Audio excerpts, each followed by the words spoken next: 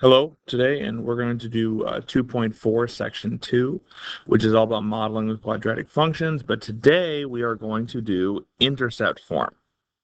So for intercept form to work, you need both x-intercepts and some extra coordinate, which should make sense. I mean, yesterday when we talked about modeling quadratics with our vertex form, you needed the vertex and an extra coordinate.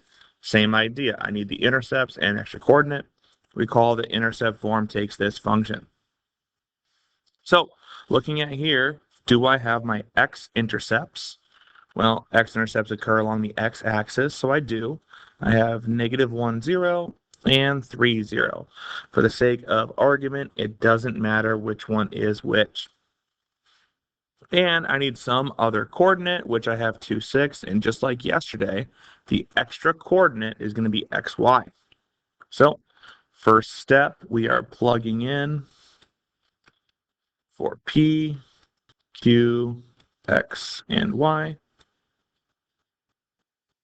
right into here with those labels we have. So we get 6 equals A, X, so that's going to be 2, minus P, so minus -1, and we get X, and we're going to use 2 again. X goes in for both of them, minus 3. And just like yesterday, step 2 is we are going to solve for A.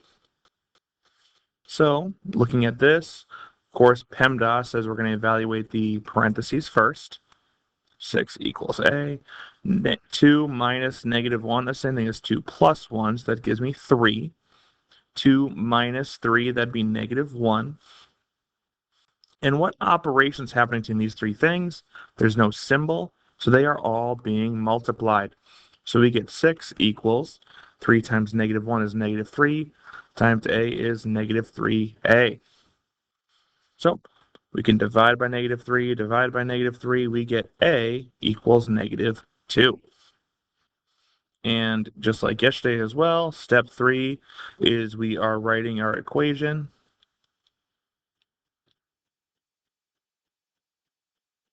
Only this time we are plugging in for P, Q, and A. Just like yesterday, we are leaving Y and X alone. So we get Y equals -2. X minus -1 is the same thing as Y, or X plus 1. And then X minus 3.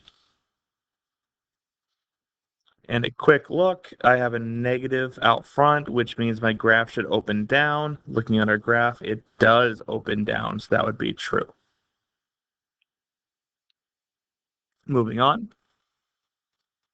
Same thing, we need to identify our intercepts, which we have 2 and 3, so P and Q.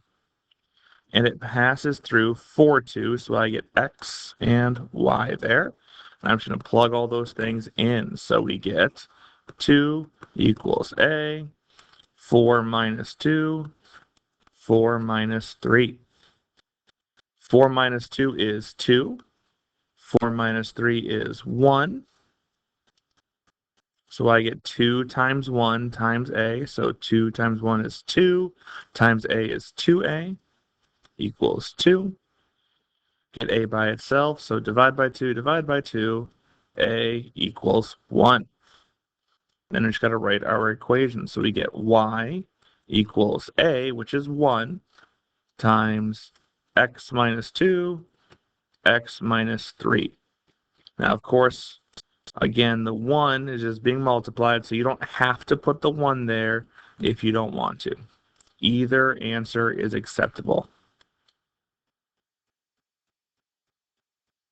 Over here, my intercepts are -4 and 2, so that's my P and Q, and my extra coordinate is going to be X, Y. So we get -9 equals A, 5 minus -4, and 5 minus 2. 5 minus -4 is the same thing as 5 plus 4. So we get -9 equals A. 5 plus 4 is 9. 5 minus 2 is 3. 9 times 3 is 27, times a is 27a. Divide by 27, divide by 27. We get a equals negative 9 over 27. And then if I can simplify that, I want to. I can divide both of those numbers by 9, actually. So that actually gives me negative 1/3. So writing my equation, we get y equals negative 1/3 x plus 4 and x minus 2. Now, nice thing about these fractions is you can actually do that on your calculator. So if I take out my calculator and I do negative 9 divided by 27, I get a decimal, but I can go to math and I'm going to pick 1 for frac. And I can hit enter and it'll simplify the fraction for me. Thank you for listening, and I hope you have a wonderful day.